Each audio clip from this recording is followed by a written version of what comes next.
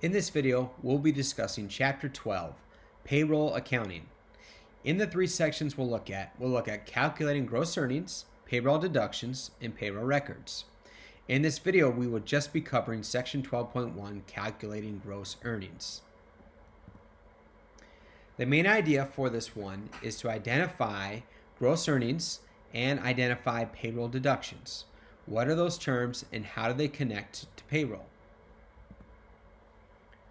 The following are the objectives that we'll be covering as well throughout this chapter. Here are the key terms. Okay, so for this section, using the payroll system, we're going to talk about payroll. Payroll is a collection and process of information to prepare a check. If you have a part-time job or if you work during the summertime, you know all there is to know probably about getting a paycheck. Now, it's someone's job to issue that paycheck to make sure that you're getting paid correctly.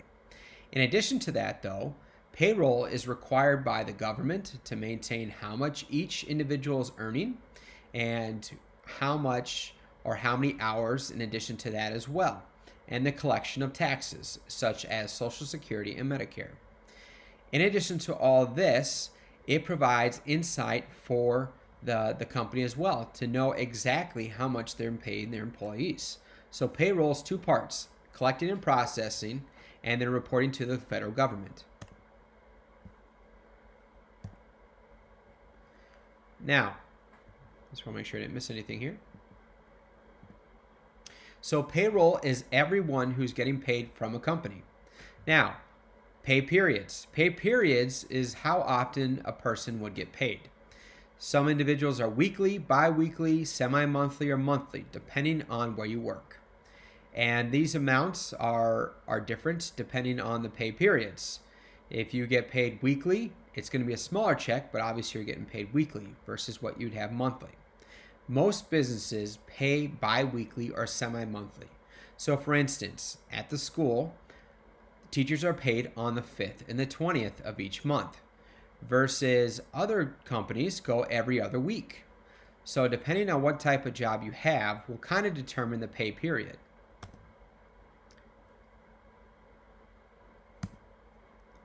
Responsibilities of a payroll clerk. As an accountant at a company, you may have the responsibilities of a payroll clerk. This would include make sure employees are paid on time. That is huge. If you ever want to have disgruntled employees, make sure you don't pay them.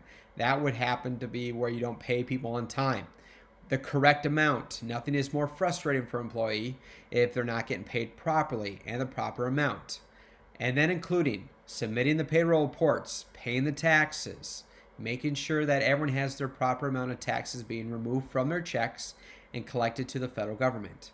So these are responsibilities of a payroll clerk.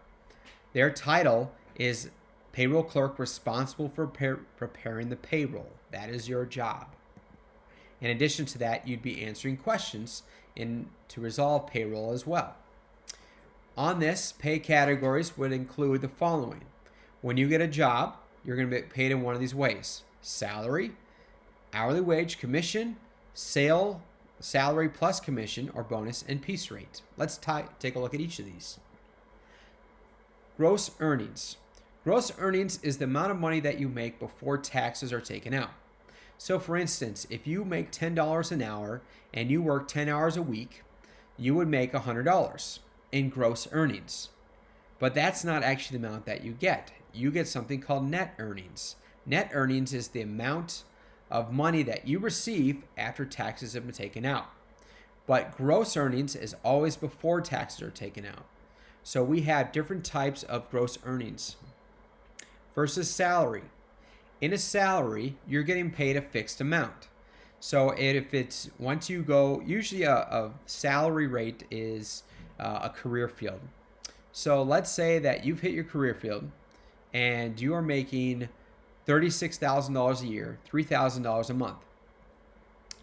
If you work average of 40 hours, let's say for the first month, but then the next month you work 50 hours, you will still only get your $3,000 a month.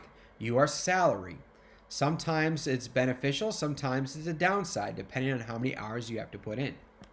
The next one is hourly wage. This means the amount of money someone's paid per hour to work, an hourly rate. And this is usually for part-time positions. These are positions for usually for high school and college students that are out there. And the whole idea is you get paid by the hour versus getting paid a salary. The next we have is piece rate. This idea is based on your production. So I used to work for a company that would fold cardboard boxes. Now I was paid hourly, but we're going to use this as an example. Let's say that I would get paid a dime for every cardboard box that I would fold. So my wage would be determined on my performance, and the faster I'd perform, the more money I would be making from the piece rate. Computing, let's show you the title here, computing gross pay.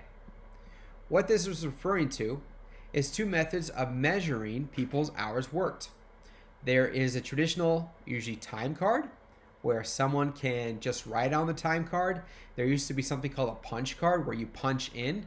That's referring to a card where you'd actually go to a machine, put it in the machine, and it would punch the time that you were actually made it to work in when you leave. And now we have electronic badge reader. This is where maybe when someone comes into the building and everyone has a badge, it scans it and identifies that the person is there. I used to work in a warehouse, and this is how we'd get paid. As soon as you entered the work floor, you would scan your badge, which would then begin the hourly wage. Also, there are advancement technology. You can sign in through your devices as well, as the school has adapted to as well. Through KPay, the system that they're currently using, you have the ability to scan in with electric badge reader. The time card is really just a way for the individuals to fill it out. And the electric badge reader, as we just discussed, is talking about the electronic piece, the computer piece of it. Sale employees are often paid by commission. Now, commission positions can be quite exciting, but they are well determined by how well of a salesman you are and also how the economy is doing. So a sales employee, their job is usually paid by commission. So if they bring $10,000 into, let's say they made $10,000 in sales for a month and they get paid 10%, well, they would have made $1,000 in commission. Some salaries or some sales employees are actually paid a salary plus commission. Usually a good example of this would be car dealers. These would be the salesmen at the car dealerships. They are paid primarily by commission.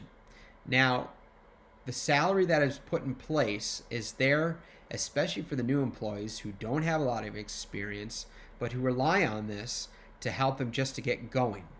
So paid salary plus commission can sometimes happen, but usually sales employees are paid by commission. And there's something called the commission cap. Sometimes a company will put a cap on how much sales you have.